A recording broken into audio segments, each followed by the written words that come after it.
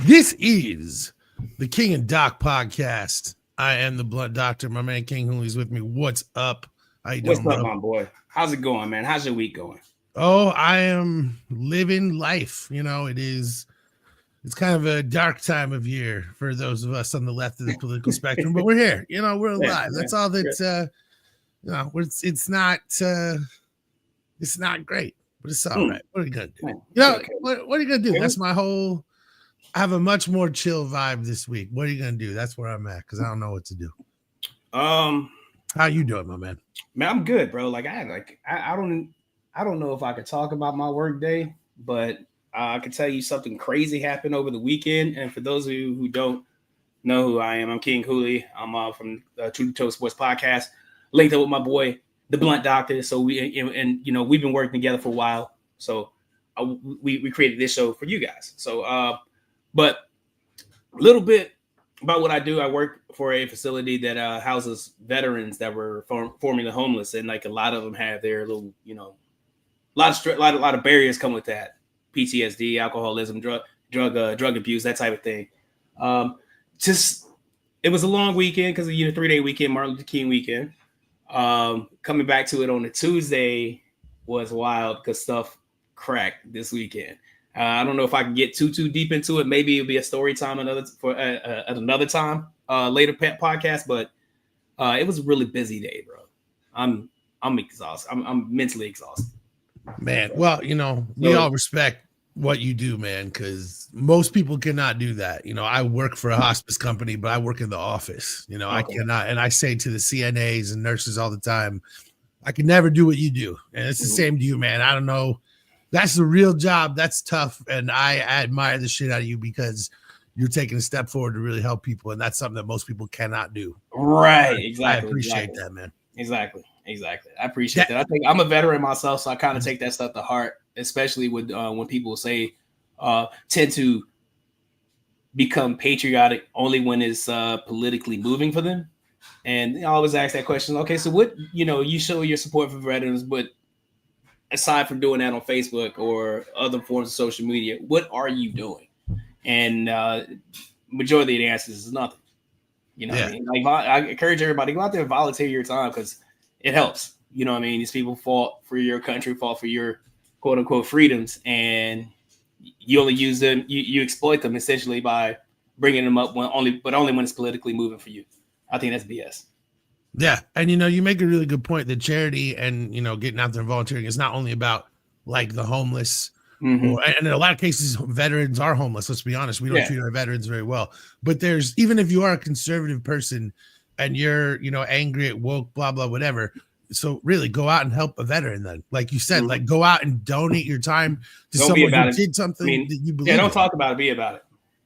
Don't wait till like it's people are watching you on social media because we all lie on that. I'm saying we're not the people we present ourselves to be, and that's fine. But if you're gonna say something like that or pretend you that's exactly what you stand for, that's what you live for, then be that real person in real life too. You know what I'm saying? Yeah.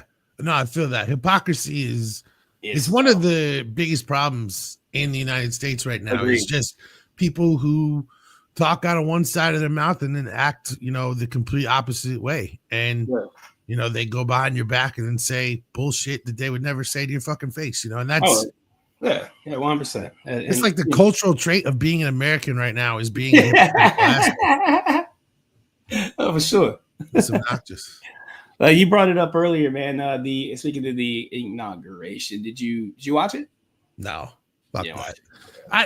Listen, I would never waste my time on that motherfucker. I mean, I don't know that I watched Biden's inauguration either. I'll be honest with you. I would have watched Bernie Sanders. That I would have taken time out of my day, but I'm not going to watch that dude.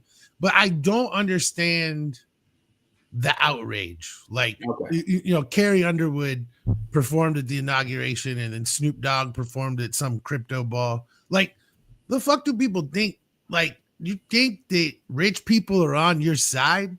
Do you think that rich celebrities are here for you? I guess I don't understand what are people mad at? Like, you thought that they were did they pay your rent or something? No, they don't. So why whenever a rich person is a Republican, people are like, oh, I'm so shocked.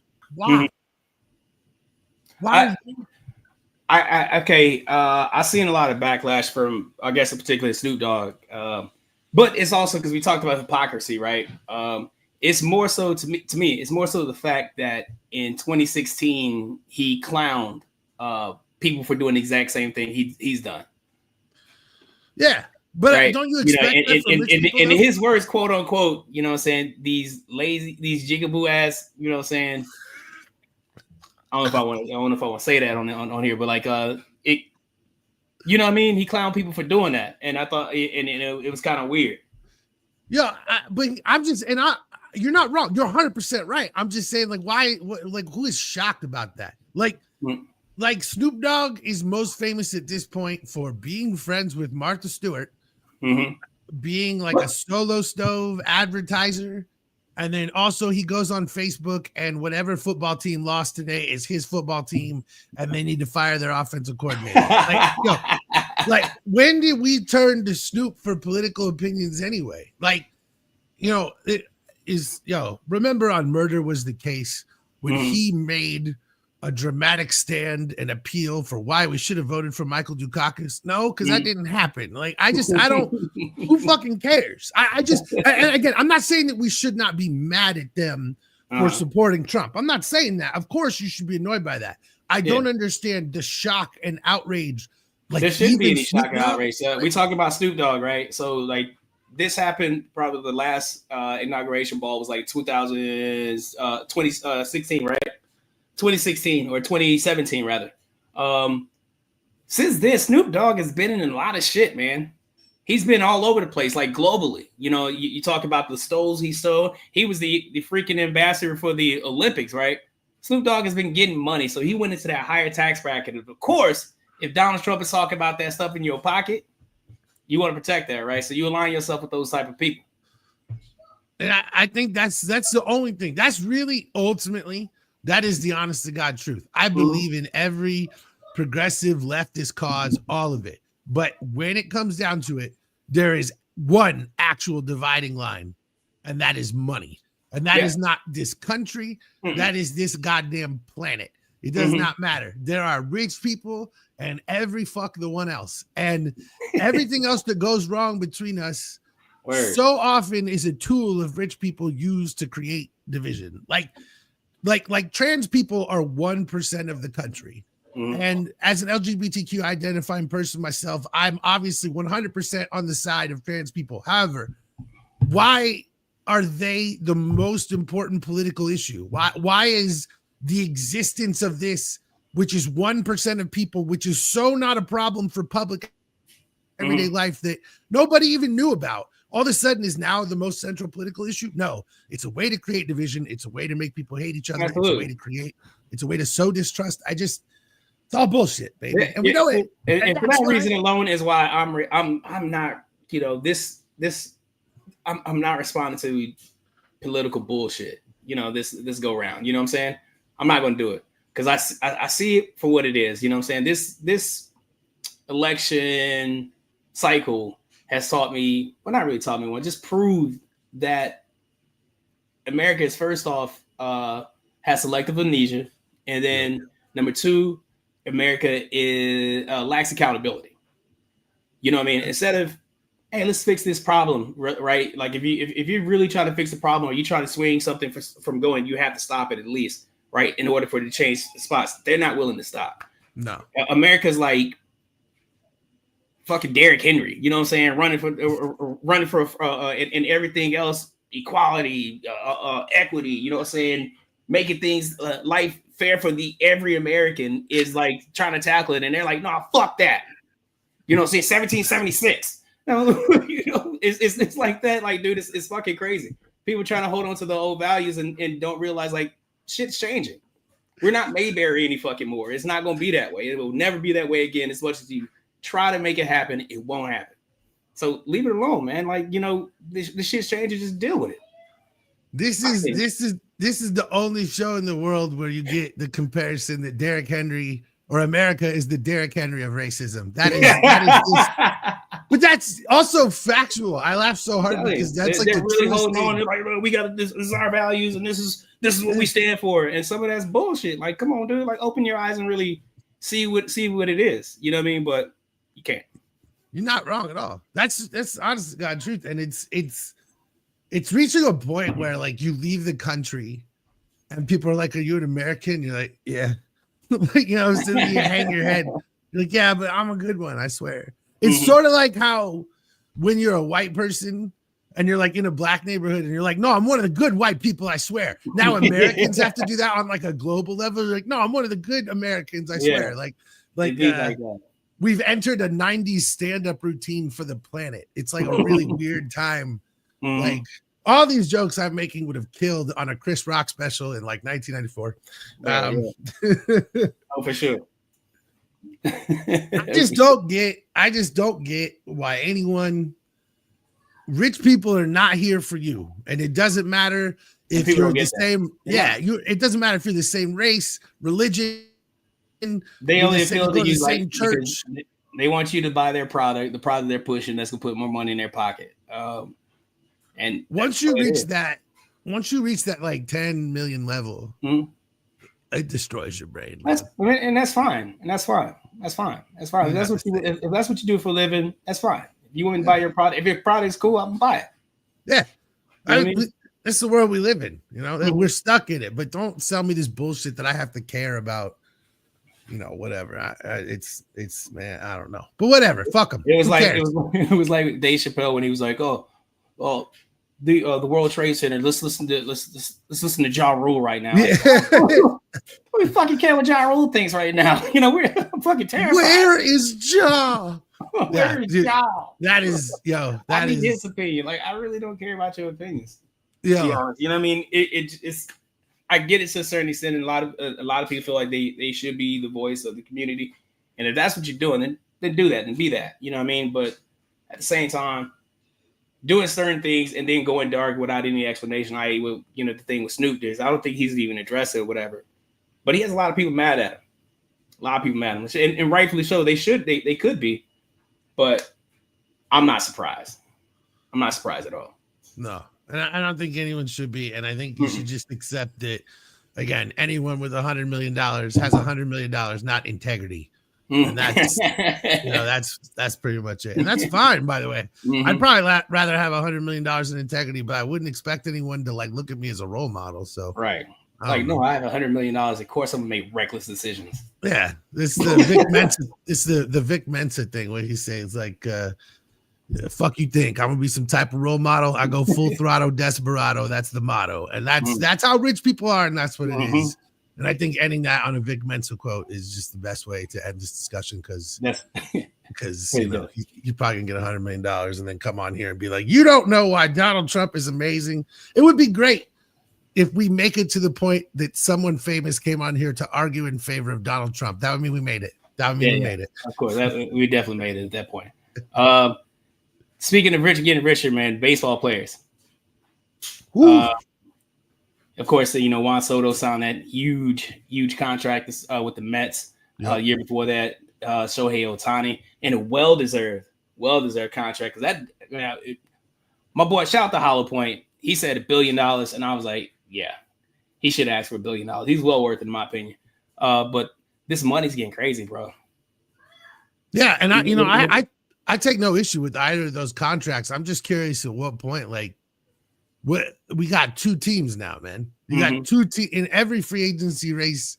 It's immediately, Mets, Dodgers. That's it. And I know that we've done this for a billion years with the Yankees, right? Your team is like, the Yankees buying pennants, blah, blah, blah. But now that the Yankees play by a much more normal model, and you've got, I know we've talked about this before, but at what point, like, the Dodgers are collecting every single international superstar that comes. It is getting ridiculous. They have like 7 starters. I was expecting Mr. Miyagi to come back and Godzilla to sign contracts with the Dodgers at this point because they're taking everybody. Anybody that's good that plays over in Japan wants to come to play with the Dodgers, bro. This is ridiculous. Yeah, shout out to them, man. They're able to do it, bro. Yeah, more power to them. You take whatever advantage you can have. I'm not mad at the Dodgers. I'm just wondering, like, at what point, they are basically putting together a literal all-star team of Japanese players, right? It's like every single player who's ever been all-pro in Japan. Stephanie. Yeah. What up, Stephanie? How you doing? Thank you for checking in with us. And I just think it's getting ridiculous, man. And again, I'm not saying that the Dodgers shouldn't do it. If you have the ability to do it, you have the money to do it, you can use contract deferrals, do that shit. But what I'm saying is, at what point does the game step in? It's just I don't know what it would take, because this is a game that was so used to the Yankees completely dominating start to finish. Yeah. That I don't know if we even know what competitive balance is in baseball. It won't like be. You're a Yankees fan. Historically, this was your territory. What do you think?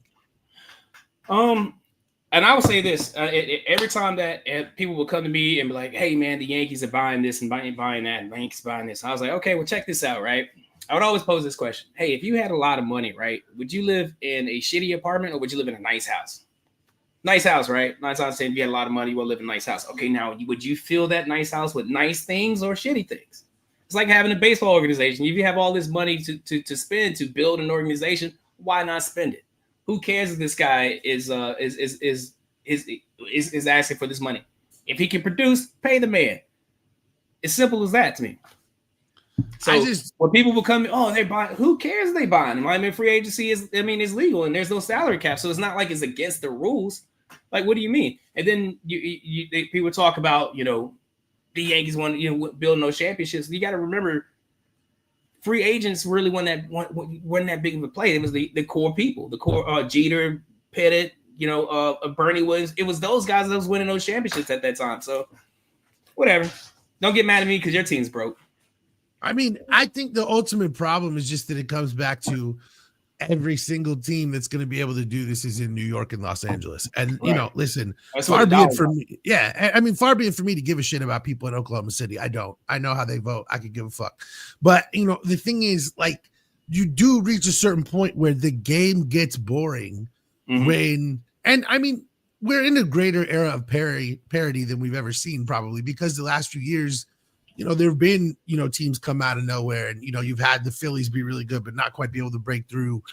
We've had the Dodgers finally win. We've had the Yankees get back to the World Series. Yeah. The Diamondbacks have been a team that has found success despite having, a much lower payroll. And I'm not saying it can't be possible. I'm just saying that at this point, if you allow so many deferrals that the Dodgers can just pay billions of dollars into the future, what are we doing? Like at a certain point, when I can go on 2K and sign every single player and still not field a team as good as the Los Angeles Dodgers are actually fielding, like maybe there's an imbalance problem. And I understand, like, the Mets have spent a bunch of money and it hasn't resulted in shit yet. Like, I get that. So it's one of those things. It's like, just because you have all the money doesn't mean you know how to spend it. I understand that. But I think it's a very statistically high probability that the Dodgers win like multiple World Series in a row here, and that baseball gets real old real quick with a bunch of people who already kind of don't give a shit. Like, I know you and I care about baseball. We're also old. Yeah. These young kids, dude, that game is too slow for them. These kids don't even fucking want to sit through movies. No, of course not. They've already admitted the rules of baseball to speed the game up. Anyway, you know what I'm saying? So, like, it's not working. It's gonna be the same issue, man. A lot of people saw with college football, because people, same teams winning over and over and over and over again. So a lot of people lost interest in it. Baseball is already, and I hate to say this, is already dying. Is a dying sport, and it is a time, and they're really trying, like, to speed the game up, and to get younger viewers, because they are the future of the sport, interested in it. You know what I mean? So it's kind of, I don't know. I think that's why they're pivoting internationally, because no one in the United States cares anymore. Right. Like, we're reaching a point where Americans in baseball, baseball was the American game. You go get you a slice of apple pie and watch Sunday Night Baseball, right? And it's not that way anymore. But it's their own fault. You don't let guys pimp home runs. You don't market your players. You do everything that you best time can to be alive in baseball was the home run era. Like the steroid era was the best time for baseball. It's like I had more fun during the summer of '98 watching Sosa and McGuire hit home runs. That was like one of the greatest times of my life. And it's one of the most engaged times I've every single at bat. ESPN would go to watch them play. And they'd break away from Sports Center. Hey, we're gonna go watch Sammy Sosa bat. And we've lost all of that interest. Yeah, it was like that. It was like that even with Barry Bonds breaking the home run record. I remember certain like local stations were switching to watch Barry Bonds or have him in the picture, the little box in the corner. See if he's gonna be able to do, because that's that's historic stuff. But now things are changing and people are losing interest. Dude, this is 2007, Barry's last year. It could have been 06, regardless. Last year, when he hit 762, his last home run. I was listening to that shit on internet radio in 2007. That's how far long ago. Like at that time, it's not like you could get internet radio streams for every team. That shit didn't exist. They were going out of their way to make sure you were able to hear. Just to hear radio. And that's the level that they would go to, and we don't have that shit anymore because everything is it's a consumable soundbite thing, and people care more about trades and free agency than they do. People, you know what? And honestly, think about it. We talk about the younger generation, right? They don't like sitting down and watching an actual football game. No. It is changing. You're right. The 100% is absolutely changed because they will. I would sit here and watch two teams play, and I watch it from beginning to end. Oh man, that was a good game. Talk to my stepson. He's like, yeah, I'm gonna catch the highlights. I'm like, and then he'll put on the highlights on YouTube like 20 minutes later and essentially watch a whole damn game. I'm like, but that takes that takes the joy out of being a sports fan and sitting there and watching the game, analyze and doing your, providing your own analysis for it and doing such things like that. But you can sit here and you can see just watching highlights and the oohs and ahs, and then that's it. And then they're gone on to the next thing. And you and me came up in an era, and I came up at the tail end of it, but I still came up in the era. This is the grumpy old man part of the podcast. But we grew up in an era where you go to the bar and you talk about the game and you debate the game, and there weren't definitive answers, and nobody knew the answer to every single thing. You just debate, you talk about it, and it was more subjective. And now we're much more a culture of, and I know it's funny for us to say this doing a podcast, but it's like, do you take in content or do you create content? That's who we are as a culture now. And so, people are like, well, I don't necessarily need to watch the game. I just need to watch the people who create content tell me about the game. And I don't know what to say that, you got the right to do it, do whatever the hell you want, but it is very different now. And I do think that, you have gambling, and it's like, with baseball, for example, one of the really popular bets is no run first inning, right? When you just basically bet that it'll be 0-0 after the end of the first inning. And that's basically encouraging people to watch one inning of a game. And so like the advent of gambling is not even helping people with the attention span either, because they want to, I want to watch it. I want to be done. And again, I love gambling, but I'm just saying. I think they're interesting that they do intrigue people to gamble more, which is weird. They almost got my ass. I downloaded the app, but I never signed up for it. But it gives you like this illusion, like, okay, Patrick Mahomes, 46 yards in the passing in the first quarter. Like, yeah, he throws the ball to Travis Kelce. Like, that's 2 receptions with Travis Kelce. You know what I mean? So it kind of entices you, but you're only tuning in for that little bit. See if they do it. See if you win that bet. As soon as you win that bet, or you figure you're going to lose that bet, you're on to something else. I mean, and I love gambling. I really do. I gamble all the time on sports. It's one of my favorite hobbies. But I also know when to stop, when to take a break. I don't live. Yeah, let me know next time you go to Laughlin. Oh yeah, I gotta make a trip out there for that. I haven't been yet.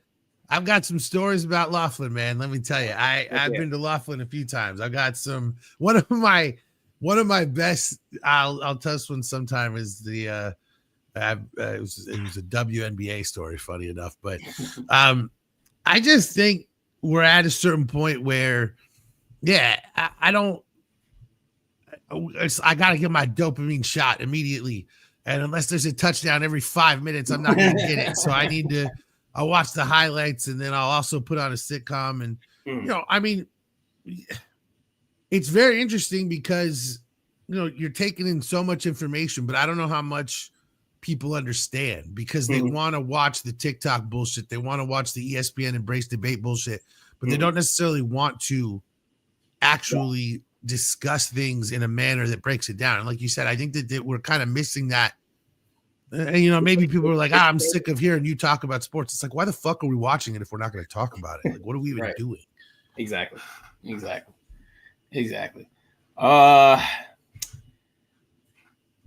A movie I've been wanting to watch, and I haven't seen it yet, but I've heard mixed reviews about it, and it kind of like makes me not want to see it. Just in case it does suck, and I want to hold, the one of the main actors in this movie. It's kind of legendary. I'm talking about Gladiator 2. Ooh, I did see it. Did you see it? I did. I'm not one of those people that likes to compare. I don't even know if you can call this a sequel. A sequel to the movie. I don't like to compare a sequel to the original. I don't like doing that because I believe they're two standalone movies, and I try to judge them each by what it is.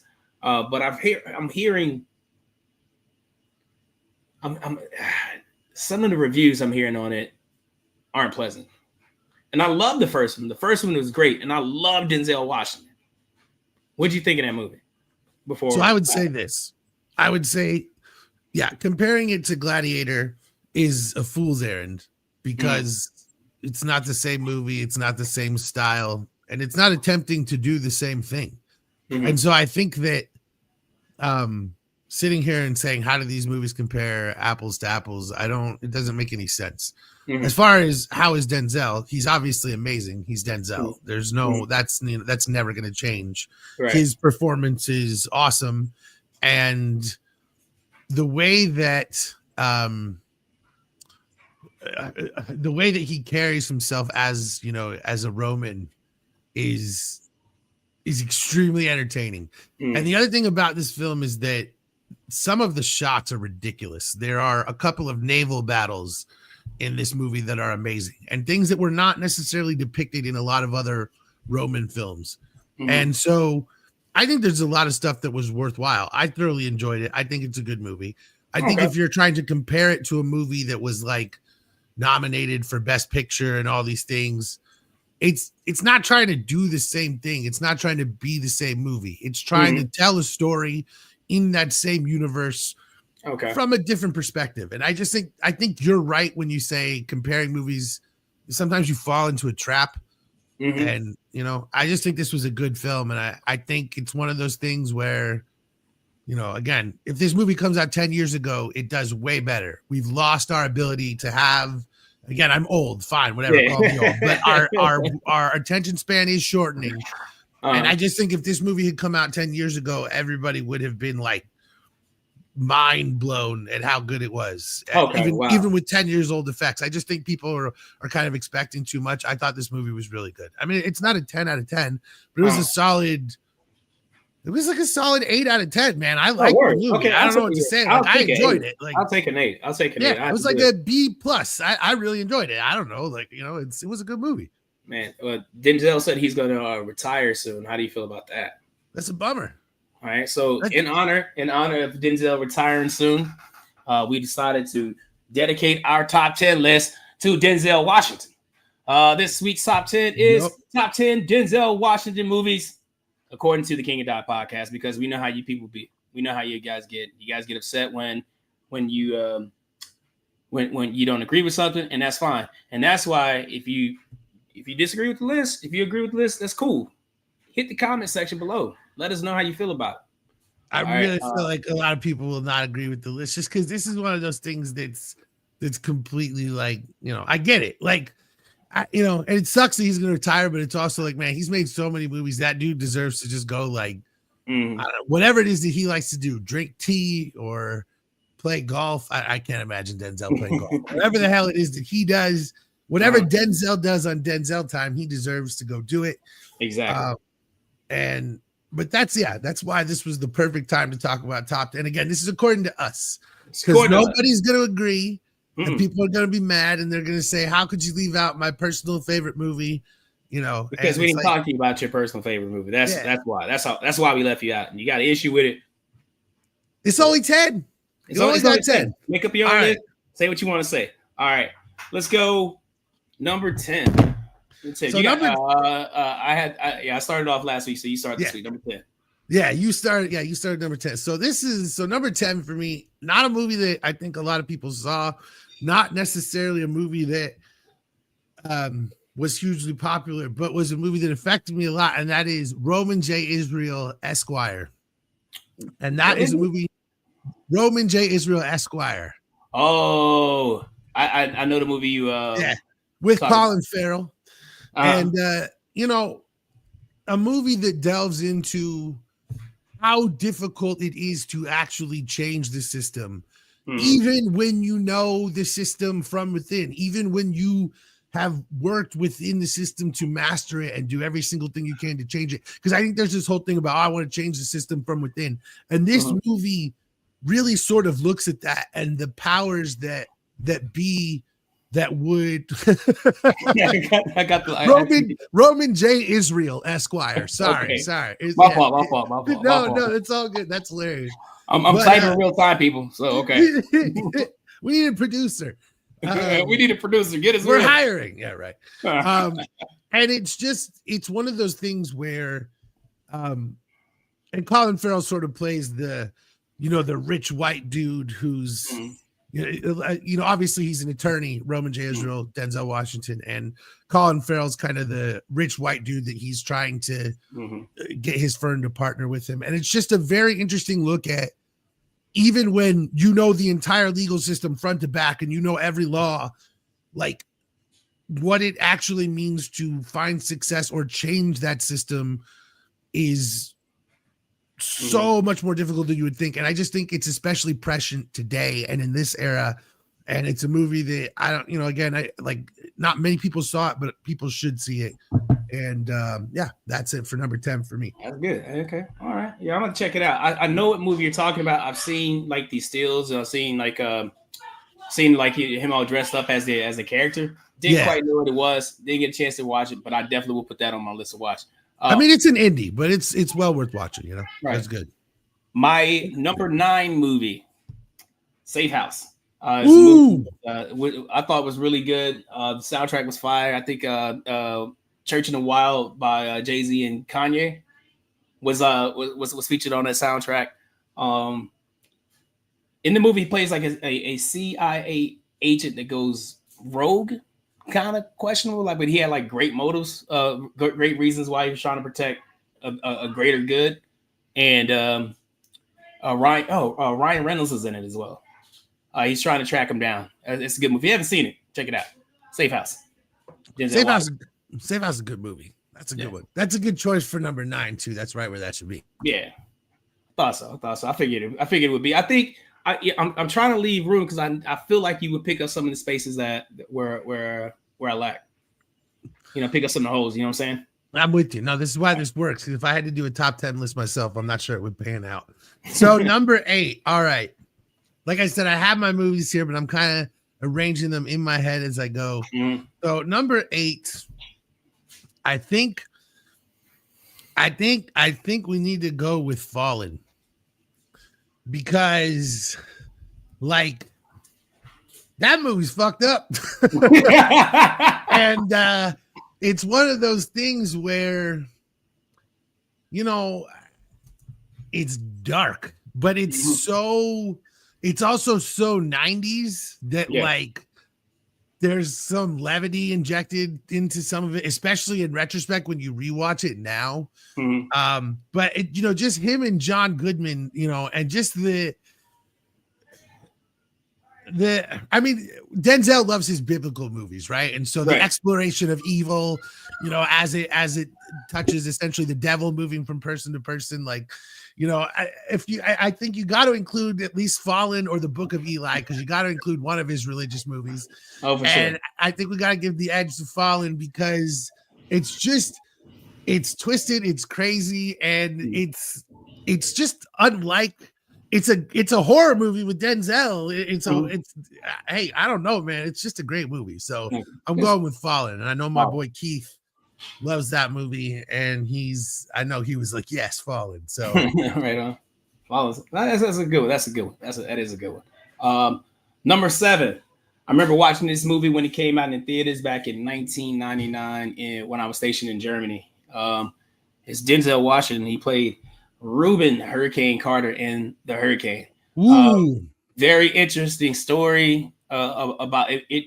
This is one of his first movies, or any like a movie that made me look up, or like a biopic, if you will, that I never heard of this person, made me look up who they were. I looked up into it. I looked at the case, looked at all the stuff that was going on with that with Reuben Carter, and man, Denzel killed this. He killed this movie. Yeah, he killed this movie.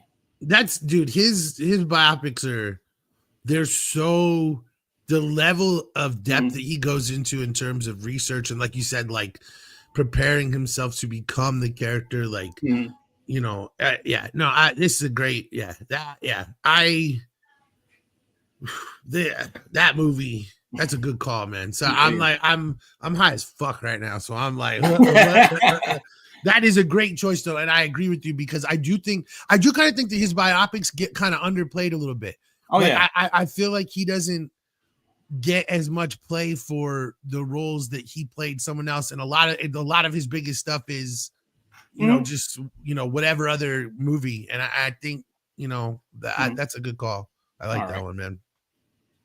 All right, number six. All right, we're getting into the thick of it. Let's go. All right, so I think some people would have this higher. I think that it's an appropriate place, and I think that for you and me, it's probably, you know,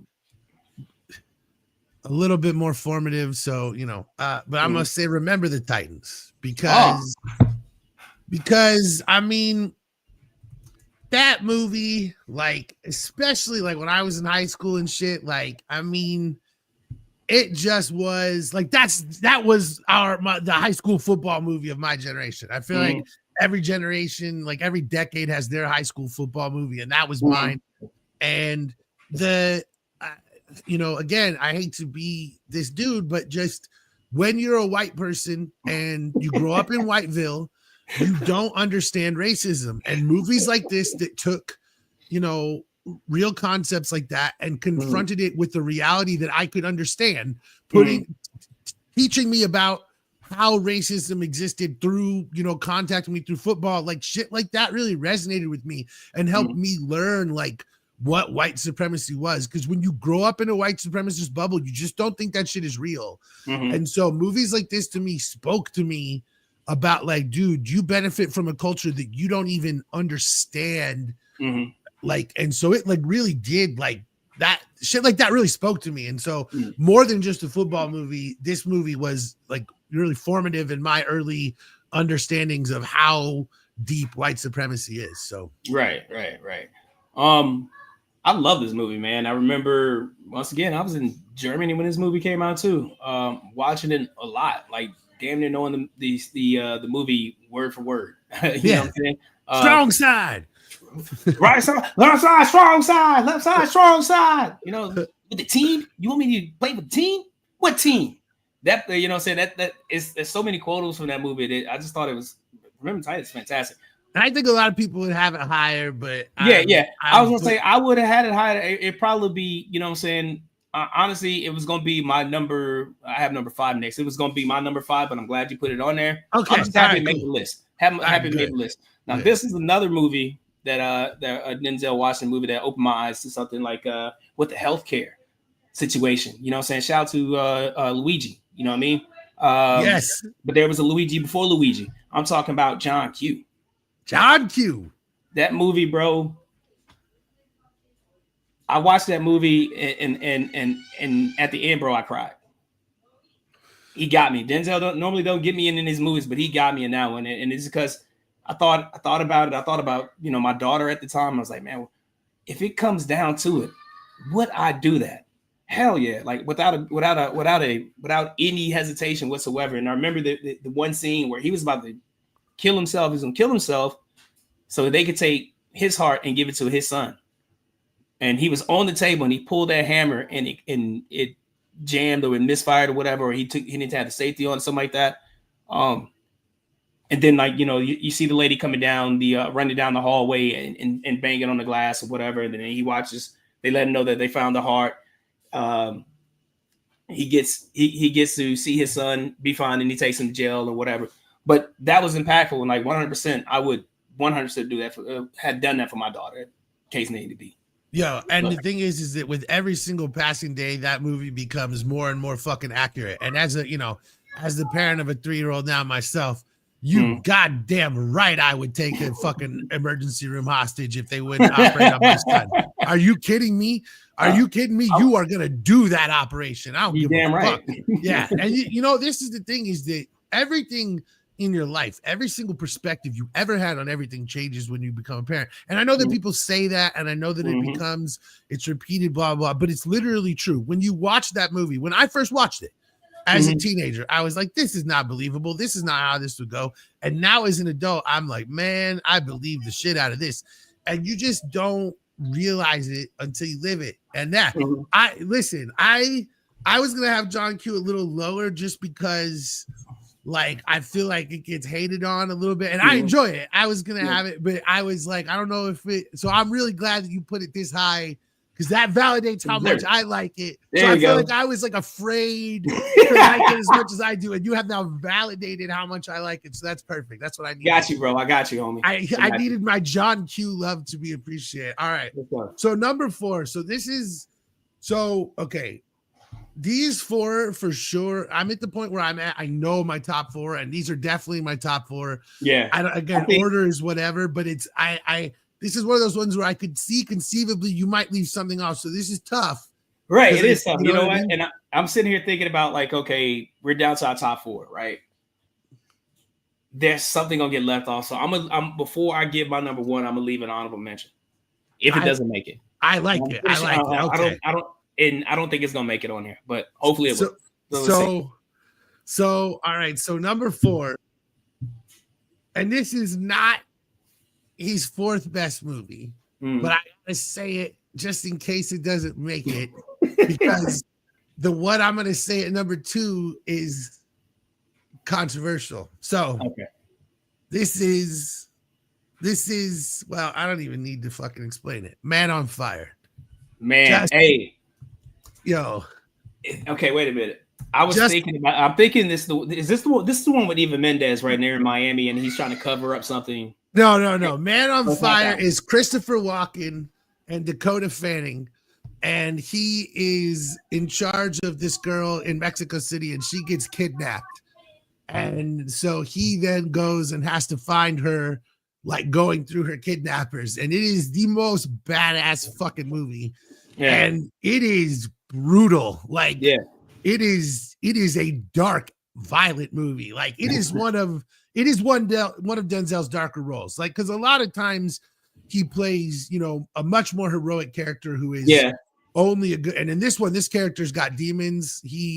There's a lot. He's a drunk. There's a lot to what goes on. Yeah, I remember the film. Man, dang! Like, I'm sitting here thinking about, like, we're getting out here nitty gritty. I'm thinking about movies we probably missed. But I'm sure there's no way. But there's a scene in this movie where Christopher Walken says to the woman whose daughter was kidnapped, she says, you know, in life, a man can be many things. He can be a painter. He can be a poet. He can be an author.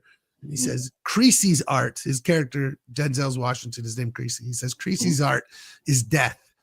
And he's about to paint his masterpiece. And I was like, oh, shit, this is the movie right here. And, like, that movie it's fucking good. And it's not as known. You know, I've seen it before. I've seen Man on Fire. But I confuse it with there's another movie that came out right around the same time. It's with him and Eva Mendes. It didn't make this list. It's with him and Eva Mendes, and he's like a sheriff in Florida, like Broward County or somewhere down in South Florida, something like that. And he's covering up a murder that implicates him in cheating on his wife. It's crazy. But it was a really good film. Yeah, and you know that's the thing about Denzel. It's like everything is good. Yeah. You know. So yeah. Man of Fire. My number 3. It could be higher on my personal Denzel list, but because I have to share this list with you on my personal Denzel list, it's number 2. And it's because this guy, the guy he plays, is a personal hero of mine, and that's Malcolm X. If you know me, you know that I am a huge fan of Brother Malcolm.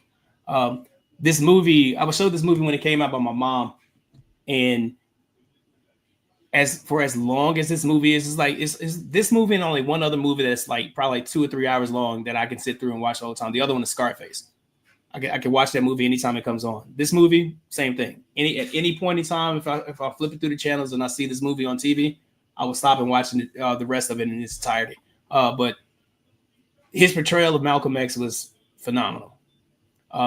For a while, especially after watching this movie, every time I saw Denzel, kind of like if people after they saw, and you might be too young for this, after they saw Forrest Gump for the first time, saw Forrest Gump, Tom Hanks, and they thought Forrest Gump immediately. When I saw Denzel Washington after this, I immediately think Malcolm X every time. Yeah, and again, just another example of his.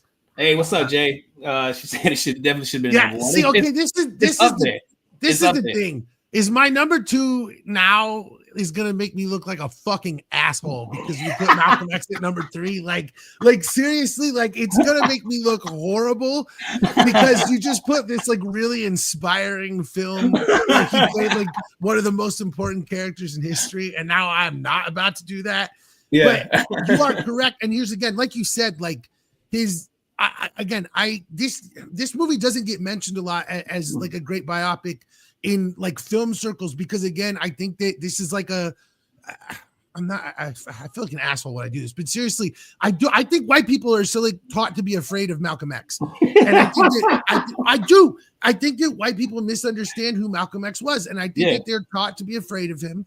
And I think that movies like this are an important way for people to have a better understanding, and I think that is blocked and stopped. This is the kind of movie that would be banned from, if they could ban movies from movie stores like they do books, they would do that. And so, I am not going to say he got game. I am not going to say he got game. But I promise you my answer will make you more mad. Okay. I mean, listen, he got game. He got game at least is a look at the way that the state would use a man on death row to manipulate his son into going to college. At least that's a true in-depth look. The movie I'm about to name. All right, let's just get to it. Let's just do it. You are 100% correct about Malcolm X. You are right. You are an asshole for not putting it number 1, especially when you had number 1. All right. Go ahead. If this podcast gets canceled after this episode now, I'm sorry. Okay. But I have a reason. Okay. Equalizer 3. Now hear me out. Hear me out. Equalizer 3, number 1, the inclusion of Dakota Fanning, who was the little girl who was kidnapped in Man on Fire, who is now a CIA agent in this movie. So calling back that was awesome. Number 2, it is that in this movie, it's like Denzel talking about his life. He finds this town that he loves and wants to defend and wants to retire to, and basically he wants to be himself and just be amongst people that he loves and all these things. And I think it's Denzel talking about himself as a person. And I think that sometimes the stories in films that we watch, the main character is really telling us kind of where they are in their life. And I really think that this is actually a beautiful film, and then it's just absolutely fucking brutal. The violence in this movie. Oh man, it's incredible. I like the first Equalizer. They're all great. Listen, they're all great. Yeah. But I loved Equalizer 3 because of the inclusion of Dakota Fanning, because of his. I believed everything about it, and this movie was just so brutal. I could not believe how brutal this was, and I loved that shit. And I love Denzel. I thought this movie was badass, and now I'm very curious what you have number 1. What do you think about Equalizer 3? All right, Equalizer 3. Okay, that's a good one, man. Actually, when we came up with this idea for this topic, Equalizer, like that entire series popped in my head. I mean, I was like, "There's 3 films though. I can't use 3 of them. I got 5 slots." So, thinking about the 5 slots, man, I'm very happy with the ones I picked. It gets down to this, and I got it, and I feel like I'm doing them a disservice if I don't give honorable mentions to A Soldier Story, Glory, and there's one more out there. Damn it, there's one more out there that he was really good in. Damn it. Can't think of it. I feel like I'm doing a disservice to those 2 films, but I have to gotta put Training Day up there. Yeah. That movie, bro, is iconic. Denzel Washington had the coldest line of probably the century. King Kong ain't got shit on me. And to find out that whole thing was ad-libbed is even crazier. You know what I'm saying? Yeah. And what makes it even cooler with that is through my job, I actually met, shout out to Coach Rubin, but an actual member of that unit that they're talking about in that movie Training Day. And he put me on to the stores that went on with that specific unit with the real Alonzo that he worked with. And some of the stuff they were doing, from robbing drug dealers, selling the drugs back to them, to shaking people down, to just doing a bunch of stuff. When he told me his story, when he told me his story, bro, like it was crazy. It was really crazy. So I gotta put Training Day as the number 1 Denzel Washington film. If you disagree, like I said, feel free to comment in the chat below. Just comment your favorite Denzel Washington movies in the chat below. I will say, I'm not shocked Training Day came out number 1. I kind of anticipated that. Ooh, I will say one movie that I thought about mentioning that's on my list that didn't get mentioned that I thought about was, again, just because it's so prescient, is The Siege, which was in 1998, which is, a terrorist attack happens in New York City. They build like an internment camp for Muslims. It's like horrible, but it was also like an exact, like it's what happened here. And it was, dude, Crimson Tide is Crimson Tide. Another banger, man. I forgot about that one. What you can't, there's no, the category should be 50 best Denzel movies, right? But we do top 10 here. This is another one, but we did top 10 and it's ours. That's what we do. That's how we do it. We invented top 10. No one did top 10 before us. It's a complete invention of this show. I'm telling you, it's good. I don't know who David Letterman is. What are you talking about? I know. Who is that? Who is that guy? Some washed up hack? Kids today don't even know David Letterman. So hey, okay. I don't care. If David Letterman calls us today, he's like, "Hey guys, would you? I heard you were talking shit about me on my show. Would you like to come on my show?" And like, absolutely, David Letterman. We will be right there. We'll be right there. Man, it's a fun episode, dude. We got time for a quick story. I think we do. Yeah. Do you want to tell your story? Or you want me to tell mine? You told me you had a story that you needed to tell, that you needed to start. Oh, well, I love this part, of it because we get the chance to do these things, and telling Mobility Blues is definitely up there. That's another good one with Denzel. But yeah, story time. Okay. This takes place the weekend of my 20th birthday. Remember August 25th, 2000. I remember because I was stationed in Germany, and in Germany, I played on unit level flag football team for my unit, obviously. Okay. Our first sergeant was a huge football fan, you know what I mean? And then being on one of the biggest army installations in Europe, there's a lot of competitive drive, competitive spirit between the units, between the first sergeants. So of course, we play in a preseason tournament, and we're in a championship game. I remember the first sergeant having a safety breathe before he cut everybody. He cut everybody out early to get to everybody, get to the company, get to the game.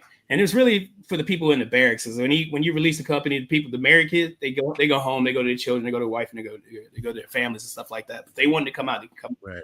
But it was really for the people in the barracks. You're gonna go cheer on the football team. You go root. We're gonna kick this weekend off or whatever, and then you're gonna go. Everybody's gonna go home, go their separate ways. So we get to the football game. We win the football game, right? We're the preseason champions, and that team. I'm talking about 20-year-old King Hulie. I had an amazing game, so I'm hyped. I'm pumped up. It's my birthday weekend. I'm 19 at the time. It's my birthday weekend, right? It's coming up on my birthday's on Sunday. So I get home. I take a shower. I was like, okay, well, let me go get something to eat. Of course, give me something to eat. It's Friday. I know the boys are gonna want to go out, so let me get prepared for. Let me make sure I eat. Let me go get hit the shop get my case of Heineken for the weekend. Come back start pregame on Friday. Back then, I smoked cigarettes. I don't know why. I don't tell them. I really don't know why. I know it's a disgusting habit, but I did. And I ran out. But I knew everybody on my floor of the barracks who smoked cigarettes. They smoked like Marlboros and shit like that. But my boy, Sandy Matamua from Samoa, I knew he smoked Newports. I remember because I asked him for one when he had staff duty the night before. Okay. So like I said, after the game, everybody gets back to the barracks. Everybody gets settled, get showered, everybody's pre-gaming, we're drinking and stuff like that. I want a cigarette. So I go down to his room, knock on his door. Tell him to come in. I open the door. He's sitting there chilling, listening to music, he's having a beer, whatever. I was like, hey man, you got a cigarette, bro? He's like, yeah, no problem. Gives me a cigarette. So we get there, we're chilling, talking and shit like that. We vibing. He's new to the unit, but he had like staff duty the night before, so like he didn't have to go to the game. So he was already in the mood. Like as a matter of fact, when we won, we had a little parade coming back, impromptu parade with everybody leaving the field, coming back to the barracks. Everybody's partying, having fun. He's spraying beer all over the cars and shit like that. So, I thought that was cool. But him and I, we're sitting there, we're chilling, we're talking. All right. Well, I get a phone call, and it's my boy, and he's like, hey, man, we ain't going to go out. He said, what you up to? I was like, hey, I'm over here in Matamua's room. He's on the first floor in my barracks, because there was two of them. He's on the first floor of my barracks. So we go. He's like, all right, I'm going to come over. So Matamua's in there, and he's like, oh, we're having a party? I was like, yeah. He's like, you got any more beer? I was like, yeah. I said, I'm going to go upstairs. Let me just go upstairs and grab. I went upstairs and grab my little case of beer. Chilling, people coming in and out of the room. But then at one point he was like, you know what? We're gonna party for real. I'm like, what the fuck you mean we're gonna party for real? You know what I'm saying? He's like, that's when danger's coming. But so there's like there's four of us. It's me. Shout out to my boy Octavius Bellamy, Matamua, and I want to say Stanley Harmon's in the is in there too.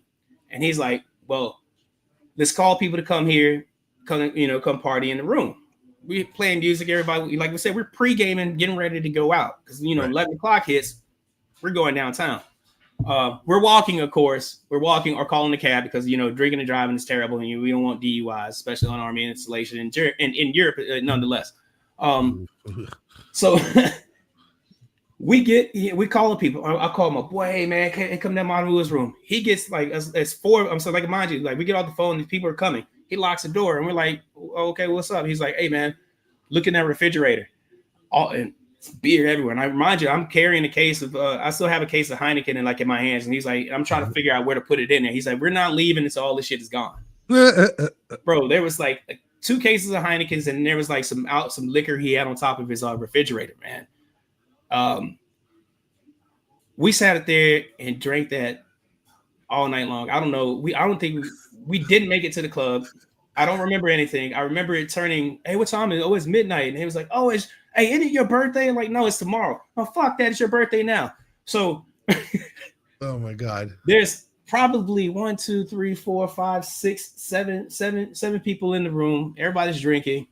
And all of a sudden they want to give me my birthday hits. You know what I'm saying? So like, I'm taking 20 slaps on the chest from 9 other people. Oh my God. I don't remember any of that shit, bro. They had to tell me the next morning because I woke up the next morning next to a trash can. Next to a trash can. I look up and I get up and I feel groggy. I go and go wash my face in the bathroom. And I look at my chest and it's all black and blue. All black and blue. Oh my God. That was my 20th birthday. And that was my first time ever drinking with a Samoan. And I don't think I've ever drank with a Samoan after that. Because motherfuckers can drink. And you end up smacked 180 times on the chest. Yeah, I got smacked 180 times on the chest. Woo. Yeah.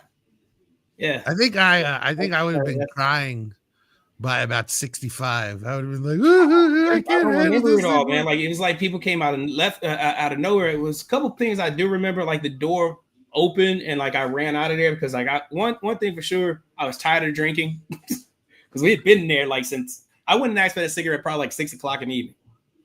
So I've been in there 6 straight hours with this dude just drinking. Oh my God. And this is after probably 1 o'clock in the morning I got out of there. I'm surprised I didn't have like alcohol poison or anything, bro. I woke up next to the trash can. Remember the trash can? I was like, and I looked in there. I was like, okay, I didn't throw up, which is cool. But let me make sure I didn't throw up anywhere else. Oh my God. It's pretty bad.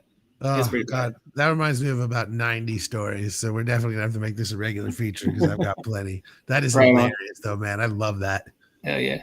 All right, but we'd like to thank you guys for tuning in. Shout out to the Elite Sports and Entertainment Network for having us. Remember, make sure you like, share, and subscribe this to the King of Doc podcast. Make sure you like, share, and subscribe to the Elite Sports and Entertainment Network. We'll be back next Tuesday at 6 o'clock Pacific time or whatever time you guys feel like you want it to be. So for the Blood Doctor, I'm King Hulie. We are the King and Doc podcast. Thank you for checking us out. Come back. See you next week. Peace.